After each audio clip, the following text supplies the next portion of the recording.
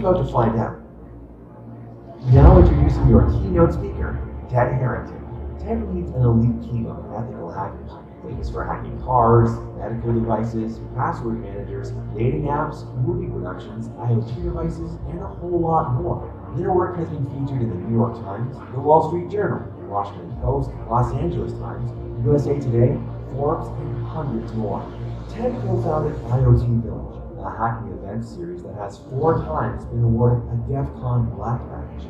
Ted is the #1 best-selling author of Hackable, which led to his popular TED Talk titled, Why You Need to Think Like a Hacker. Ladies and gentlemen, please put your hands together. Let's give a warm welcome to the author, the speaker, the leader of hackers, Ted Harrington.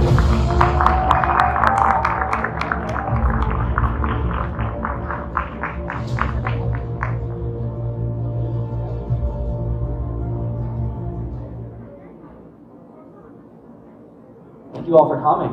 I'm excited to see you. Yada. First of all, I would like to welcome the Ted Harrington.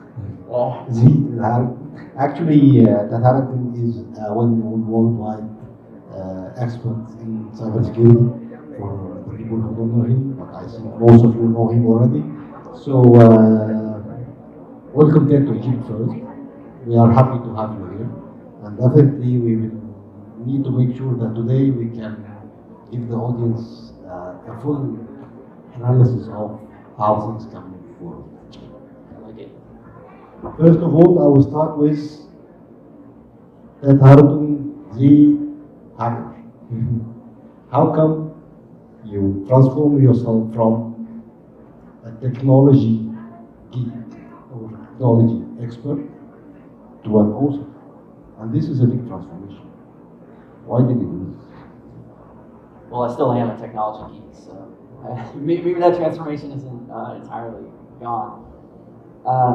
It's a cool question. I really dig it. So when I first entered this field, I remember really vividly sitting in meetings, sitting in rooms with all these security experts. I didn't know anything about security at the time, and it was really interesting to me that I observed this fascinating thing happen where you had the technical experts, you had security professionals, technologists, and they talk about the tech in very technical terms. And then you had, on the other side, you had the business people, and they talk about what the business cares about, profit, and revenue, and all these types of things.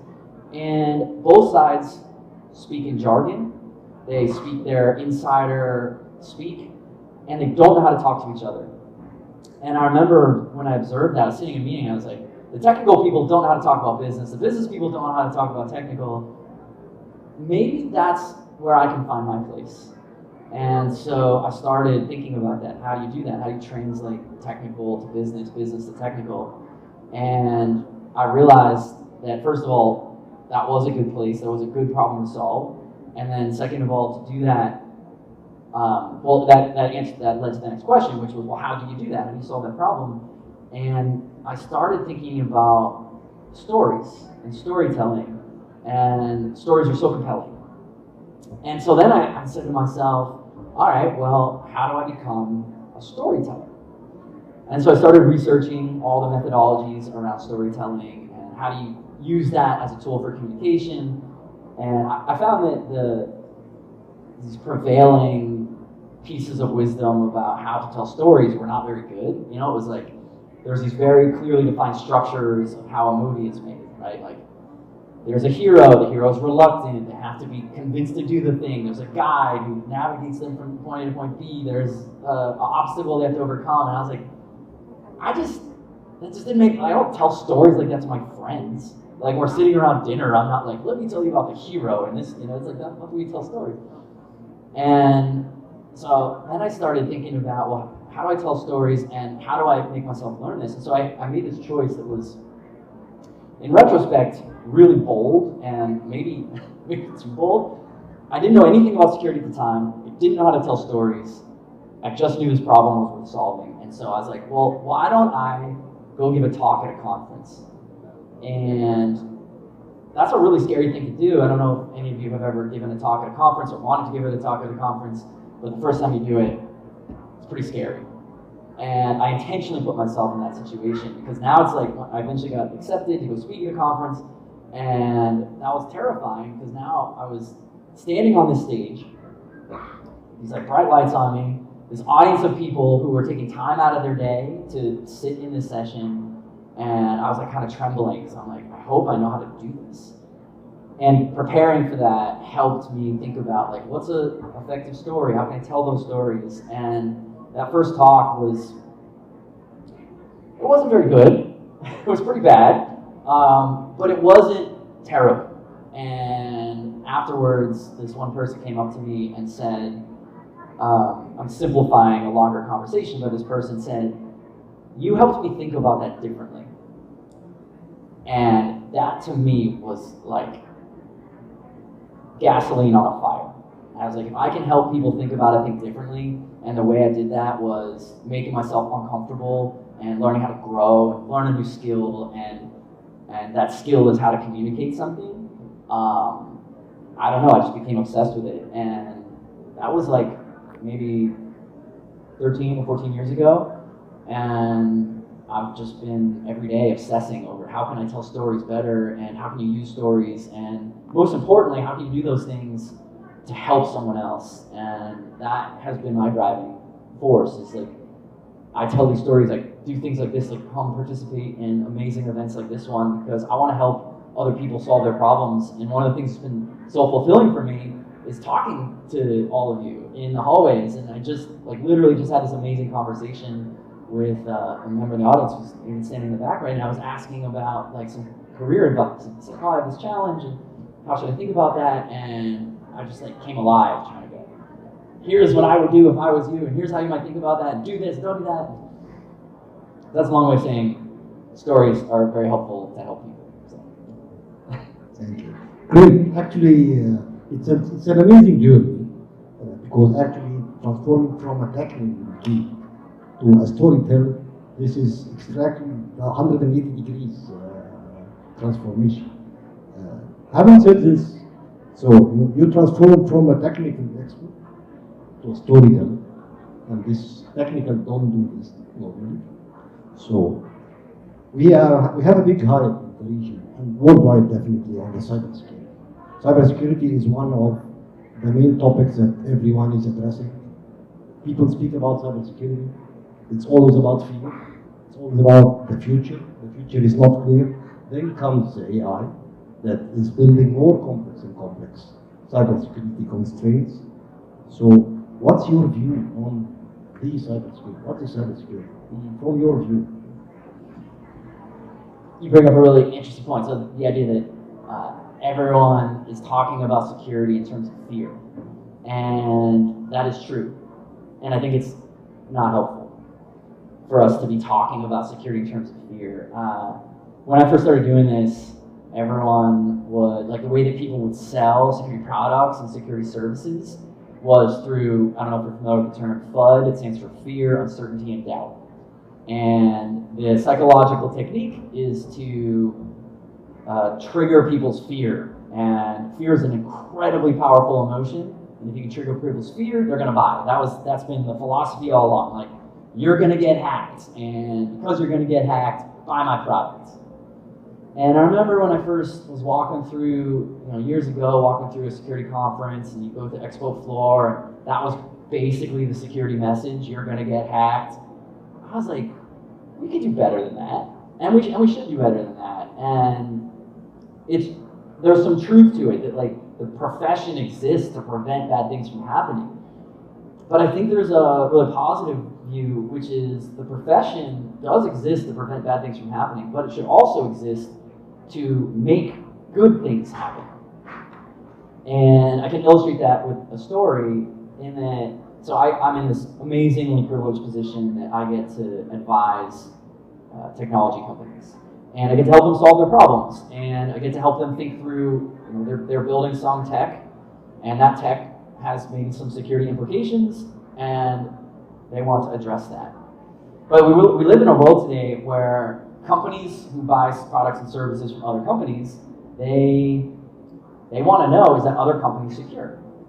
So a lot of companies make their vendors and suppliers go through this process, right? And they're like, prove to me that you're secure. And it becomes really painful for companies trying to sell, because they're like, now I got to fill out a security questionnaire, and I got to go through a security audit, I got to do all this stuff, and it slows down business.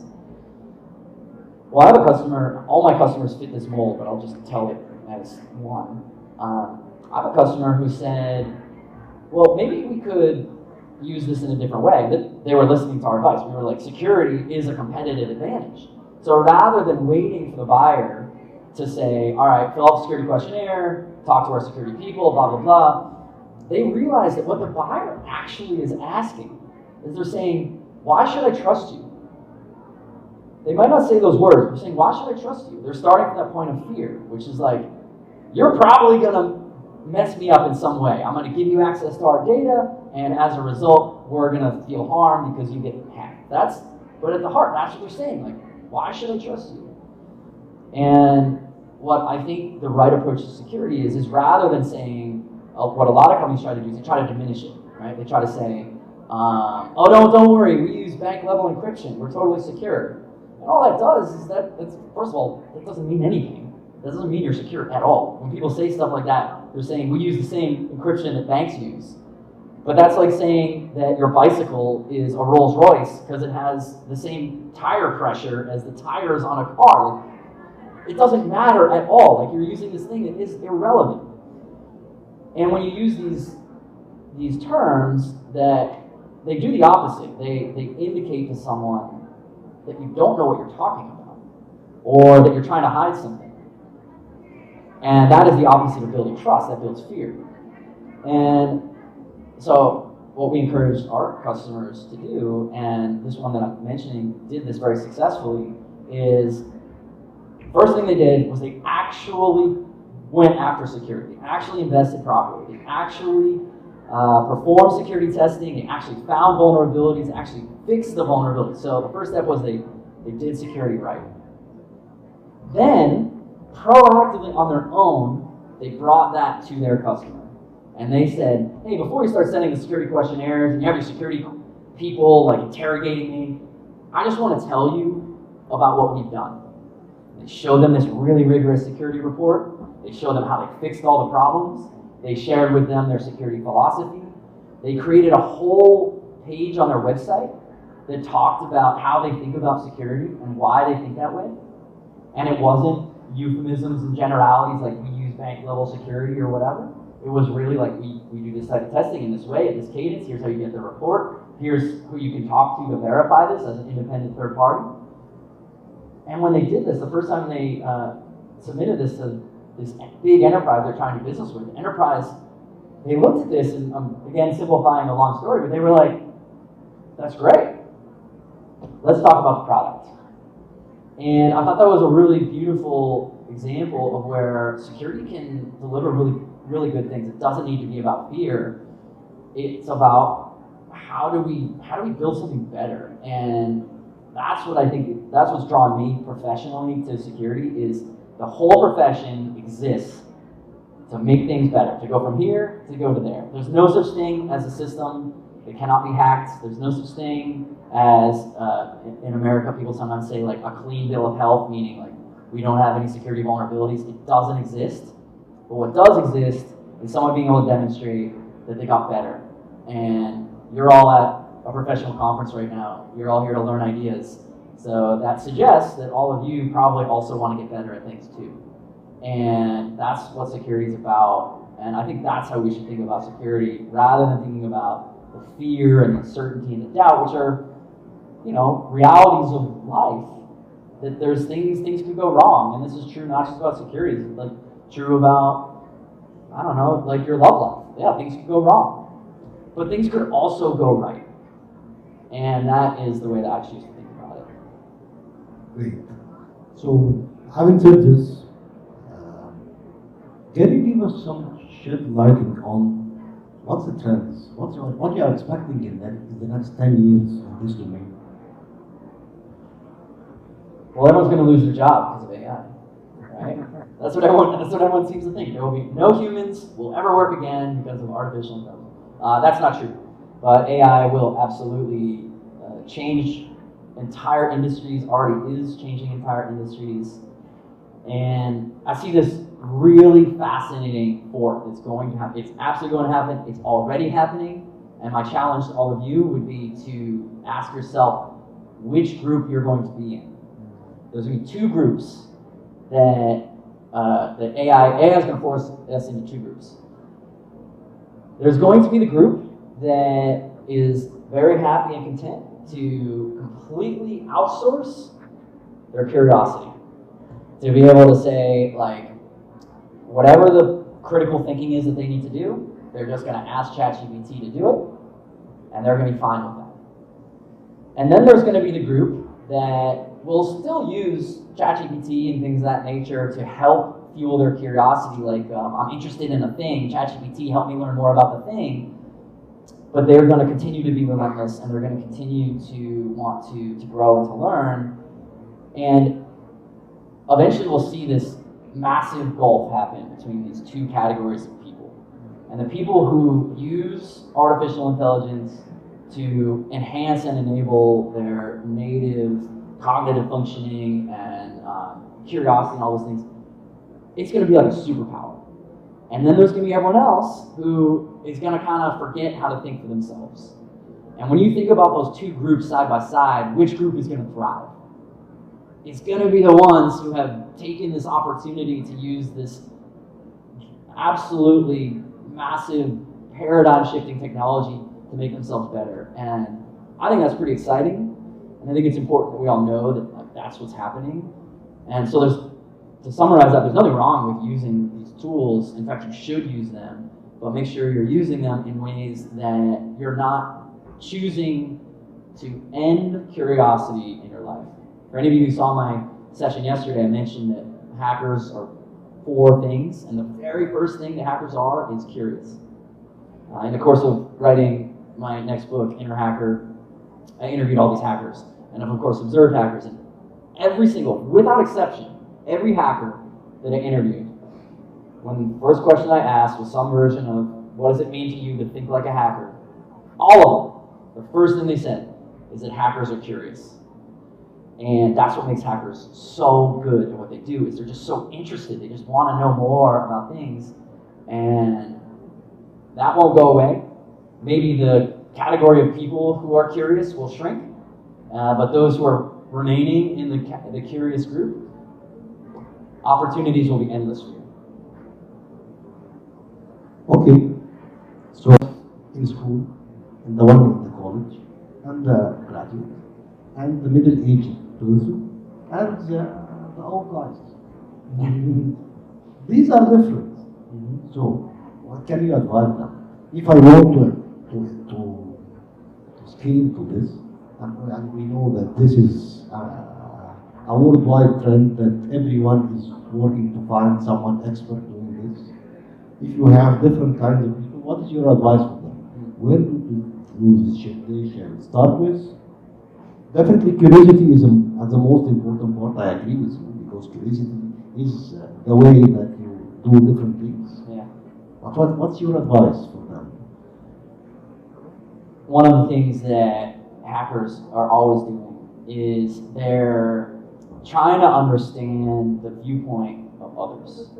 So, for example, if you're a social engineer, if you don't know what that is, social engineering is the practice of how do you convince someone else to give you access to something.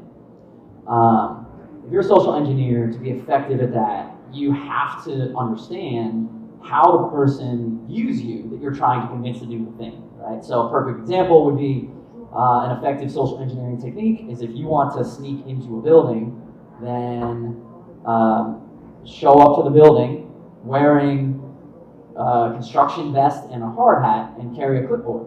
It's a very effective technique, because when you walk into the building and you go to the front desk, you look like a person who's supposed to be there to do a job.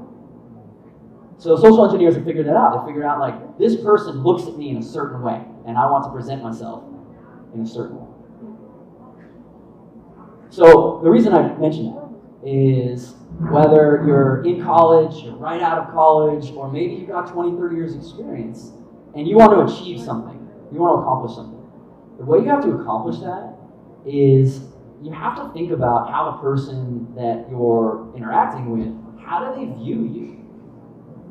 So, for example, let's say you're talking about someone who's right in college or right out of college. I remember me personally having this really vivid crisis is maybe too big of a word, but let's just say crisis. I remember having this crisis when I was in college.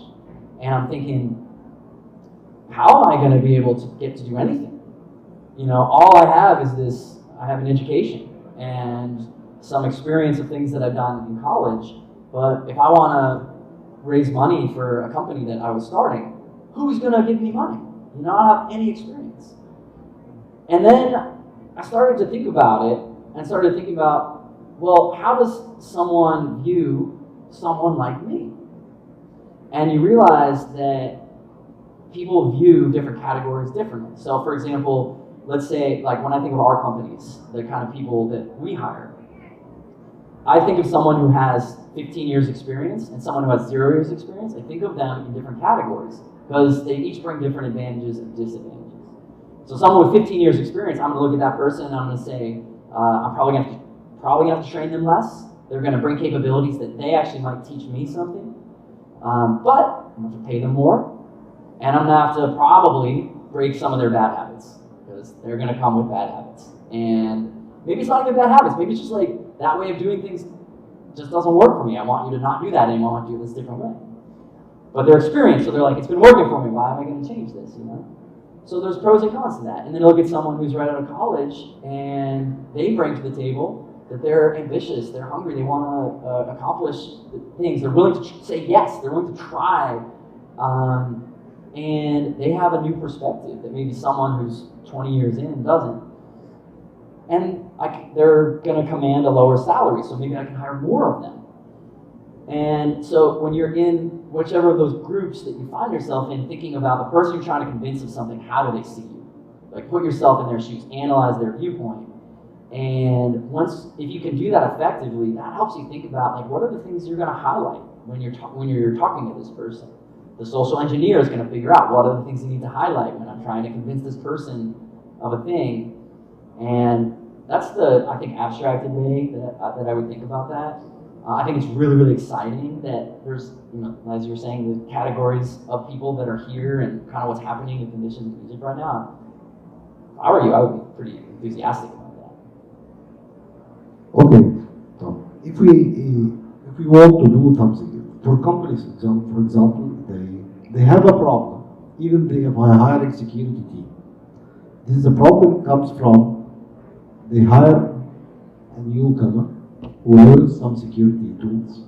Then after 1 month, he is an expert in these tools. Then after 6 months, he is a more expert.